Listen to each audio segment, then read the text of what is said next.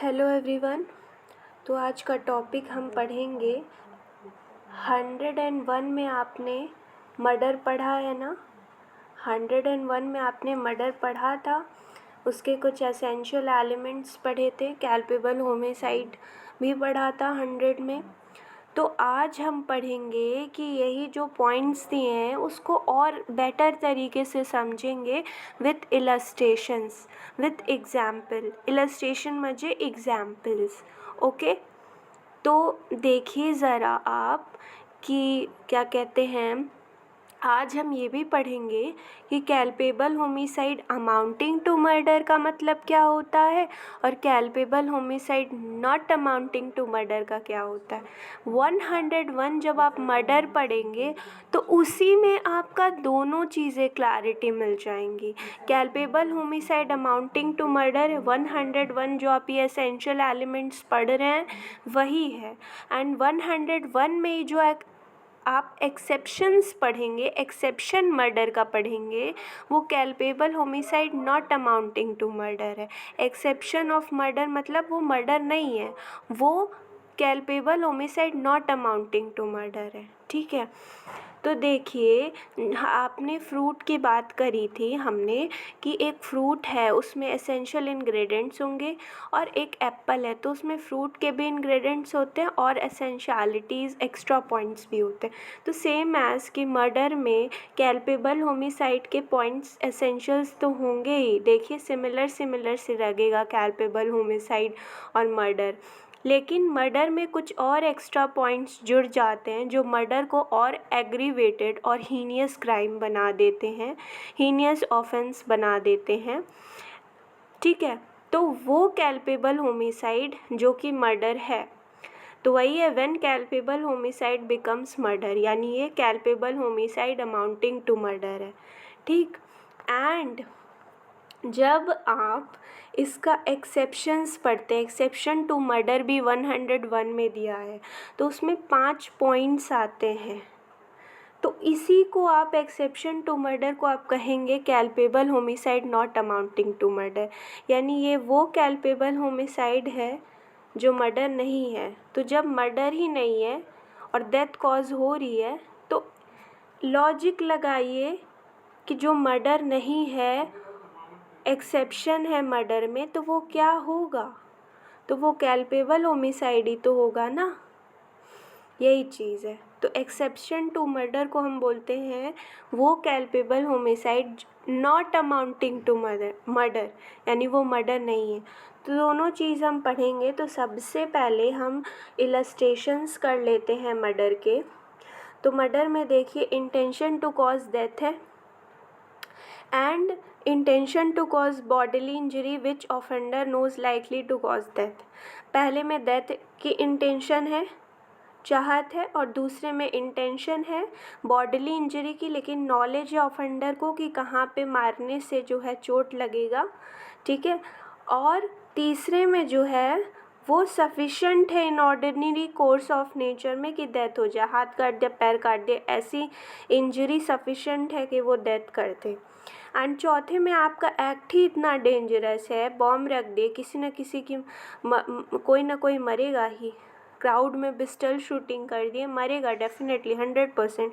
Knowledge आपका degree बढ़ गया, लेकिन कैल्पेबल होमिसाइड में अंतर था कि तलवार लेके दौड़ा दिए, तो नॉलेज है उसमें आपको लेकिन प्रॉबिलिटी है। और यहाँ उसमें सेकंड पॉइंट में क्या था कि इंटेंशन थी बॉडीली इंजरी की और प्रॉबिलिटी थी कि डेथ हो भी सकती है, नहीं भी हो सकती। लाइक डंडा आप मार रहे हैं तो कुछ समय बाद उसकी डेथ हो जाएगी, नहीं हो जाएगी, प्रॉबिलिटी है, लाइकली है। लेकिन यहाँ पे देखिए intention to cause bodily injury, उसको इंटेंशन है बॉडीली इंजरी की एंड ऑफेंडर को नॉलेज भी है, पता भी है इसको इस पर्टिकुलर टाइप का कुछ है डिजीज़, यहाँ पे मारेंगे तो मर जाएगा, सर पे मारेंगे तो मर जाएगा, इस टाइप का। इलस्ट्रेशन मतलब एग्जाम्पल, इलस्ट्रेशन आपके पैराग्राफ में होगा। 4 इलस्ट्रेशन है और चारों के जो 4 पॉइंट्स दिए मर्डर के वो और क्लैरिटी देंगे आपको। देखिए illustration, A shoots Z with the intention to kill. ठीक है, सिंपल सा इंटेंशन टू किल का मर्डर है, हीनियस एग्रीवेटेड फॉर्म है। बी वाला इलस्ट्रेशन देखिए, serious disease and gives a blow likely to cause death. फटाफट से बताइए कि ये कौन सा पॉइंट है मर्डर में। तो ये मर्डर में दूसरा पॉइंट है। यहाँ पे देखिए कि जो जेड है उसको पता है कि एक इंसान को पता है कि सीरियस डिजीज़ से ये गुजर रहा है, यहाँ पे मारेंगे, यहाँ पे ब्लो करेंगे तो मर जाएगा। यानी ऑफेंडर को नॉलेज भी है एंड उसका इंटेंशन भी है, कि इंटेंशन है वो चाहता है कि उसको ब्लो कॉज करे, इंजरी कॉज करे, एंड साथ ही साथ नॉलेज भी ऑफेंडर को। तो इंटेंशन प्लस नॉलेज दोनों हुआ, तो ये सेकंड पॉइंट का इलस्ट्रेशन आपको मिलता है। थर्ड देखिए, सी वाला देखिए कि A intended to cause injury to Z. हाँ वही, हाथ काट दिए, पैर काट दिए, तो इतना सफिशेंट है आपका बॉडीली इंजरी कि डेथ कॉज करेगा। ठीक है, शॉर्ट कट दे दिए, स्वॉर्ड कट, ठीक है, तलवार से हाथ काट देना, पैर काट देना, लाइक दिस। तो वो थर्ड पॉइंट है सफिशेंट। यहाँ पे देखिए सफिशेंट वाला पॉइंट है आपका, bodily injury sufficient in ordinary course of nature to cause death. अब चौथा पॉइंट देखिए, act is so dangerous that it must in all probability cause death. यानी बॉम्ब रख दिए, फायरिंग कर दिए तो डेथ हो गई। ये देखिए यहाँ पे वही एग्जाम्पल है कि ए को पता है कि उसका एक्ट इतना डेंजरस है कि 100% कॉज करेगी डेथ। नॉलेज इतनी पुख्ता है, बॉम्ब रख दे, किसी न कोई मारा जाएगा। और पिस्टल से जो है वो शूट कर रहे हैं क्राउड में, कोई एक की हत्या होगी, ये निश्चित है। तो यहाँ पे नॉलेज 100% सर्टेन है। और जब आप कैल्पेबल होमिसाइड का तीसरा पॉइंट पढ़े होंगे तो वहाँ पे प्रोबेबिलिटी थी नॉलेज की। ओके, ये आपको ये वो कैल्पेबल होमिसाइड है।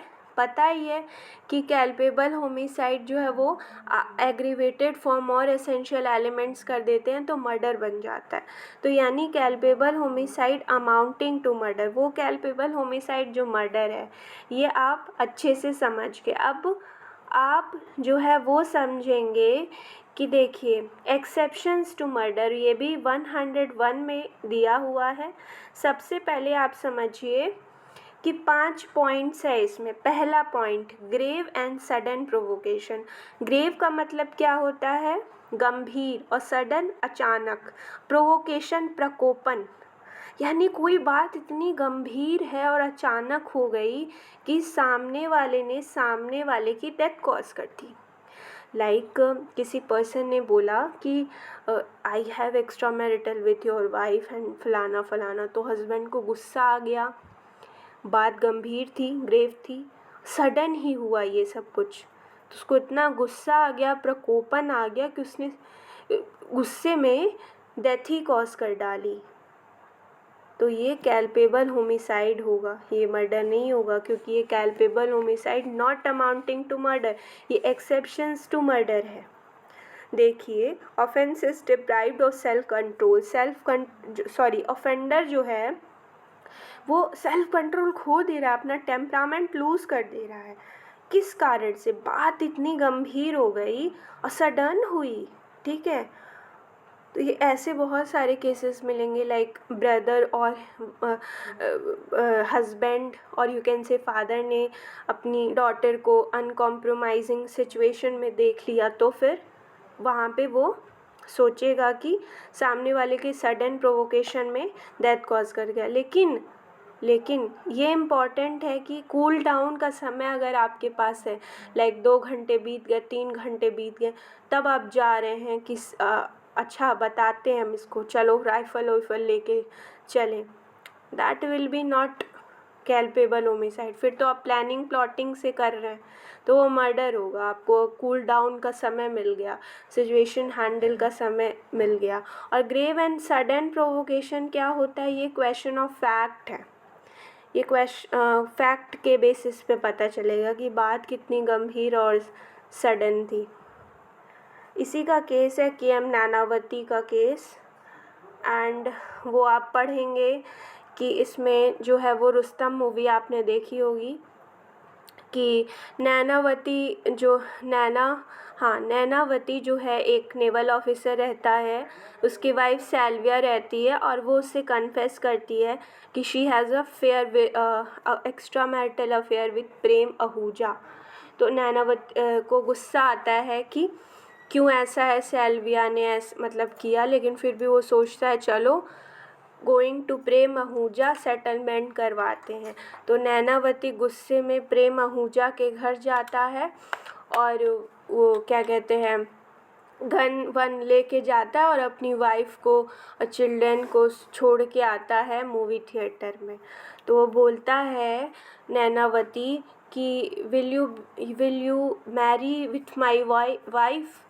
तो बोलता है प्रेम आहूजा कि कुछ ऐसे शब्द होते हैं कि मतलब क्या मैं जिसके भी साथ अफेयर है, am I suppose to sleep. तो इस बात पे नैनावती को गुस्सा आ जाता है। वो प्रकोपन में, गुस्से में बात इतनी गंभीर और अचानक होती है कि वो डेथ कॉज कर देता है। तो यहाँ पे सुप्रीम कोर्ट बोलता है कि वो गन लेके क्यों गया, यानी वो पहले से तैयारी करके आया है कि वो मारेगा उसको, प्रेम आहूजा को। उसके पास समय था, वो गया, अपनी वाइफ को छोड़ा और अपने बच्चों को छोड़ा, फिर वो गन लेके जाता है प्रेम आहूजा के पास। तो उसको कूल डाउन होने का समय मिल गया। सुप्रीम कोर्ट ये कहती है 3 घंटे 4 घंटे पहले उसको बात पता चल गई थी, तो वो मर्डर ही आएगा और उसकी पनिशमेंट मिलती है KM नैनावती को। उसके बाद दूसरा एक्सेप्शन है हमारा मर्डर में act of private defence. Private defence जब एक्सीड कर जाता है, लाइक प्राइवेट डिफेंस कौन कौन से, अच्छा ये बताइए पहले कौन कौन से ऐसे प्राइवेट डिफेंस है जिसमें प्राइवेट डिफेंस, नॉर्मली जो प्राइवेट डिफेंस हम उतना ही ले सकते हैं जितना कि हार्म इन्फ्लिक्टेड है, जितना हमें ख़तरा उतना प्राइवेट डिफेंस लीजिए, कोई दिक्कत नहीं है। लेकिन अगर आप एक्स्ट्रा प्राइवेट डिफेंस ले लिए, डेथ ही कॉज कर दिए नॉर्मल से एप्रीहेंशन में, डर में, तो फिर वो तो प्राइवेट डिफेंस नहीं होगा ना, फिर वो आपराधिक मानव वध होगा। लेकिन कुछ ऐसे भी चीज़ें हैं, आप प्राइवेट डिफेंस में पढ़ेंगे, जनरल एक्सेप्शन के चैप्टर में पढ़े होंगे या पढ़ेंगे कि कुछ ऐसे ऑफेंसेस हैं, जैसे आपको एप्रीहेंशन टू रेप है, किडनैपिंग है, या 7 ऐसे चीज़ें हैं, वहाँ पे आप डेथ भी कॉज कर सकते हैं। तो यहाँ पे प्राइवेट डिफेंस में आप नहीं कर सकते। फॉर एग्ज़ाम्पल ए तलवार लेके दौड़ रहा है कि चलो इसको मारूंगा, या डंडा लेके, बी सोच रहा है अब तो एप्रीहेंशन हो गया, अब गन से उड़ा देता है, तो वो आपराधिक मानव वध होगा, ठीक है, आप लायबल होंगे। तीसरा देखिए एक्ट ऑफ पब्लिक सर्वेंट।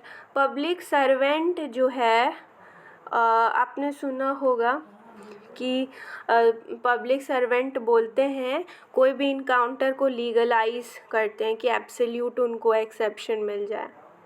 लेकिन ये बताइए ज़रा, रॉबर जा रहा है एंड पुलिस ऑफिसर जो है उसका इनकाउंटर कर दिया, अब बोलिए अरे ये भाग रहा था और इसको रोकने के लिए मैंने गन शूट किया, तो वो फिर क्या होगा? तो रॉबर के हाथ पे मार देते, पैर पे मार देते, तो भी वो रुक सकता था, तुम जान क्यों ले लिए? तो प्राइवेट पब्लिक सर्वेंट इतना एक्सीड कर दिया, भले से वो गुड फेथ में करा हो और जस्टिस के लिए करा हो, लेकिन वो जो है वो एक्ट ऐसा कर दिया पब्लिक सर्वेंट, जो कि अपना एक्स्ट्रा लीगल पावर का यूज़ कर दिया। इलीगल इनकाउंटर ही तो बोलेंगे। हाँ, लेकिन अगर पुलिस जो लीगल इनकाउंटर्स होते हैं, लाइक पुलिस ऑफिसर बोल दे कि ये हमको मारने आ रहा था, मेरे ही जान खतरे में थी, तो मैं क्या करता, मैं मार दिया, मेरे पास कोई ऑप्शन नहीं था, तो फिर वहाँ पे एक्सेप्शंस मिल जाएगा पब्लिक सर्वेंट को, ठीक है। अब देखिए फोर्थ, सडन फाइट। आपने देखा होगा ट्रेन में हाथापाई, गर्मा गर्मी हो रही है, उसी में 2-3 लोग आए, मतलब हो रहा है पब्लिकली, एंड उसमें गर्मा गर्मी के माहौल में विदाउट प्रीमेडिएशन यानी विदाउट प्लानिंग जो है सडन फाइट में किसी की हीट एंड पैशन गर्मा गर्मी में जान चली जाती है। ठीक है।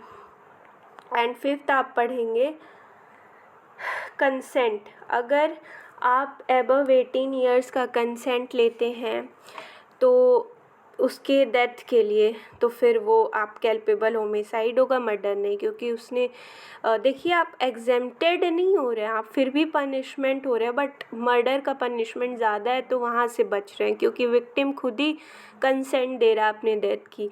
लाइक एक केस पढ़ते हैं, सब नोट डाउन करेंगे कि अरे दशरथ पासवान का केस 3 बार वो फेल हो जाता है, 12th या 10th ऐसे कुछ है फैक्ट्स, और वो कहता है अपनी वाइफ से प्राण प्रिय मैं तो ज़िंदगी ऐसी है वैसी है, डिप्रेस्ड हूँ, चलो मतलब मैं तो मरने वाला हूँ। तो वाइफ कहती है आप ही मर जाएंगे तो मेरा क्या होगा, दोनों को मार दीजिए, पहले मुझे मार दीजिए। तो यहाँ पे कंसेंट ऑफ विक्टिम है, तो वाइफ जो है वो को जहर दे देता है या फिर वाइफ जो है मर जाती है पहले ही, एंड ये मरने वाला रहता है तो लोग आके इसको बचा लेते हैं।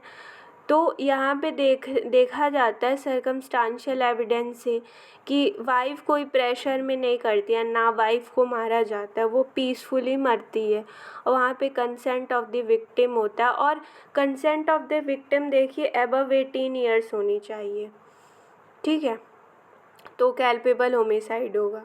आपको एग्जेम्पशन नहीं दे रहे हैं लेकिन आपको मर्डर के लिए नहीं, कैल्पेबल होमिसाइड के लिए ठहरा रहे हैं, थोड़ी आपकी पनिशमेंट कम हो जाएगी। लाइक डेथ मिल सकती थी, आपको लाइफ इम्प्रिजनमेंट और 10 ईयर्स में ही छोड़ दिया जाए, ये चीज़ हो सकता है। लेकिन एक क्वेश्चन है, यूथेनेशिया आपने सुना होगा, पैसिव यूथेनेशिया अलाउड है, तो लोग बोल रहे थे कि यूथेनेशिया को लीगलाइज करा जाए, क्योंकि वहाँ पे भी तो कंसेंट ऑफ द विक्टिम देता है। जो पर्सन है वो इतने वेजिटेटिव स्टेट में चला गया है कि उसकी हालत ख़राब हो गई है कि वो खुद से अपना खाना पानी, मक्खी भी नहीं अपने नाक का भगा सकता यूथेनेशिया में। यूथेनेशिया बोलता है देने के लिए, तो यही है कि वो कंसेंट देता है कि उसको मार दिया जाए यूथेनेशिया दे के। तो यहाँ भी कंसेंट है। तो अगर मान लीजिए लीगलाइज नहीं होता तो 5th पॉइंट में फॉल कर जाता, एक्सेप्शन बन जाता, एक्सेप्शन टू मर्डर, यानी मर्डर तो नहीं, कैल्पेबल होमिसाइड बनता ही। तो यूथेनेशिया को इसीलिए लीगलाइज करने की डिमांड की गई ताकि वो 5th एक्सेप्शन में ना फॉल करे। आई होप आपको ये समझ आया हो। कुछ भी रिगार्डिंग डाउट हो तो you can ask me on the comment section. Thank you so much.